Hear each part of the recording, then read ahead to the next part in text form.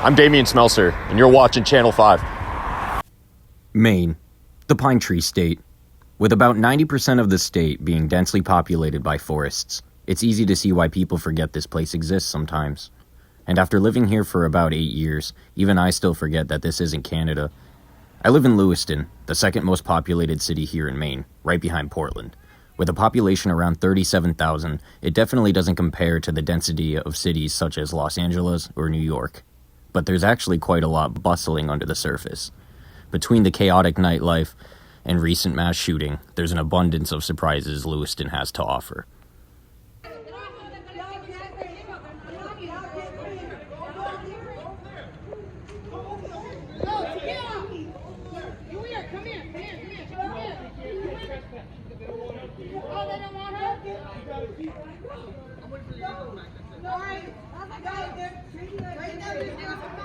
On October 25th, 2023, a 40-year-old man named Robert Card carried out a horrific attack in this town, ending the lives of 18 and seriously injuring 13 others.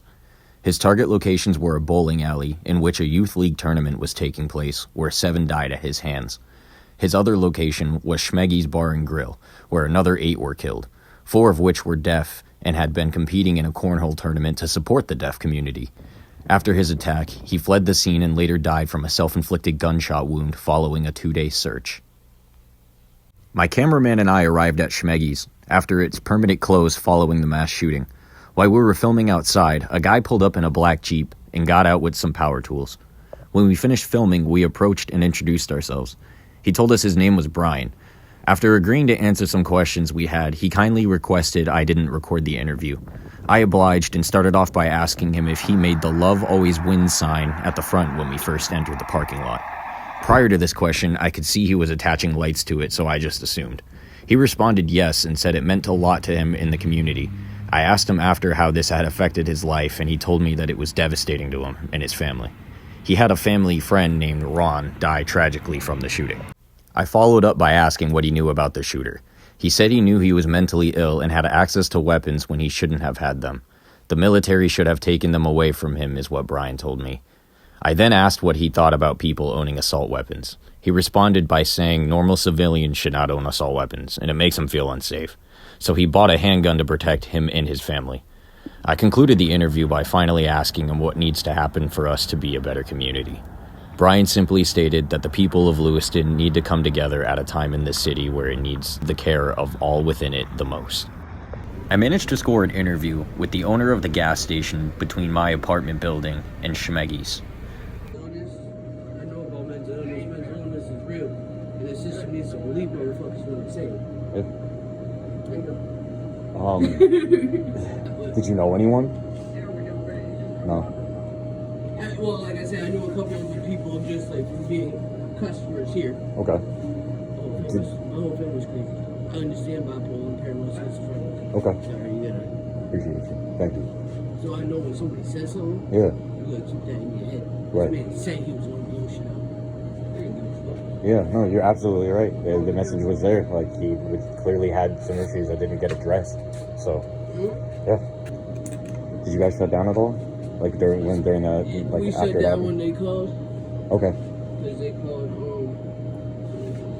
10 years, something like that. They called all businesses to shut down. Okay. But besides that, we're sitting here watching, trying to figure out what the fuck What's going on? Right. I went on Facebook and I seen it, you know what I mean? Yeah, I was on my balcony, because, like, over there, like, just the fire escape. Yep. And I could see I could see in the parking garage that, like, people, like, sprinting down to, like, their car or whatever. Yeah. And it was baffling. I don't know.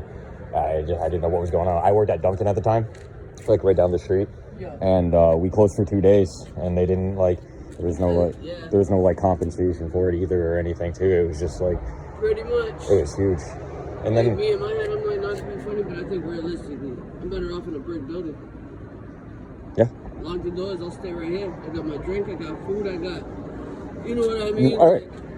Or you're gonna send me home to an apartment where he might drive by and shoot my shit up. Right. You know what I mean? I feel like people should be compensated. Right. I feel like that man's family, like with all these donations, I don't know how it's all working because I don't get it. I don't look into all that part. Right. It's my head. Yeah. It hurts mine I think too. his family should be compensated. Right. Okay. Because they're victims also. They tried to get that man help, and one more time, nobody listened to them. Right. No, you're absolutely right. Yeah. Then, on November 3rd, President Biden came to Lewiston to pay his respects to the families lost in the attacks. And all the people of Maine.